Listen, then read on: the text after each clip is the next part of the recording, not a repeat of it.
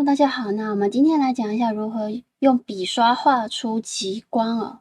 那我们今天会介绍两个方式，一个是笔刷的效果，另外一个是，我们如何用模糊的方式去处理它哦，用特效方式去处理它。那你可以准备这种，就是从黑色到白色渐层的，也可以准备这种只有黑色渐层上来的。你们可以去看官方内建的玫瑰笔刷哦。我现在改成黑色跟白跟红色。那我现在画出这玫瑰的话，黑色的部分它就会是前景色黑色，它就是黑色，就是这上面黑色部分啊。那背景色白色啊，就是它原本那个笔刷白色的部分啊。那我这次示范的是这种黑白渐层的，等于说是可以做双色的哦，双色极光的哦，就是类似这种，它到上面的时候会有其他颜色的。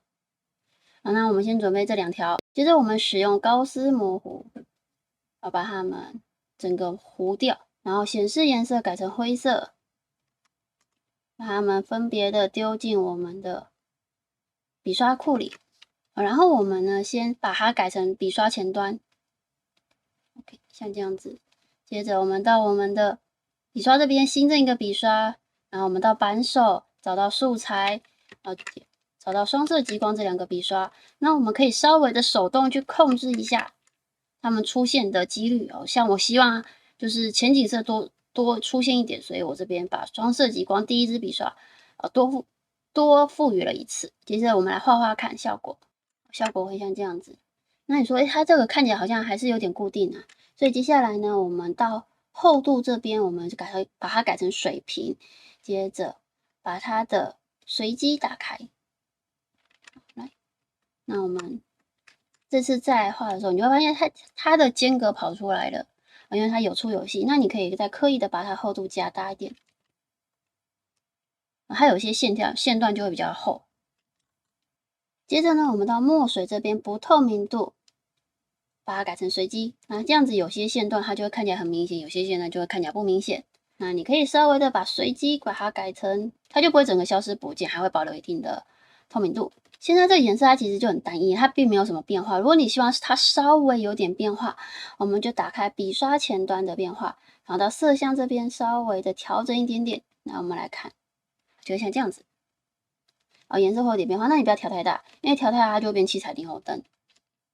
所以一点点就好哦，就算只有2啊、5啊，其实都可以。它就是会让你的颜色有点变化。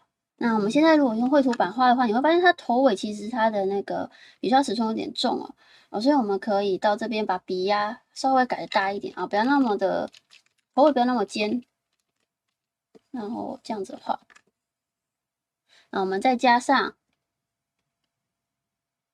发光或者是加亮颜色等发光的那个混合模式那我们讲说极光要在黑夜里面才会比较明显嘛，所以我们就到黑夜场景，然后我们来把极光画一下，把它改成加亮，就像这样子那你可以多画几层，甚至可以对它们做模糊，然后随后跟着画上去的，要慢慢加上去。我们可以再另外开一个图层，把一些地方把一些它下缘的地方给它加亮。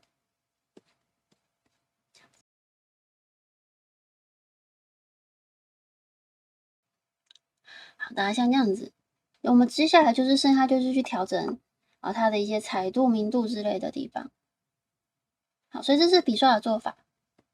那接着呢，我们来讲一下，如果你不想用笔刷，或者是你有些情况比较不好处理，那我们就是直接用手来画画看。首先，你就直接画一个你希望的路径，然后这条路径你可以让它稍微的大一点。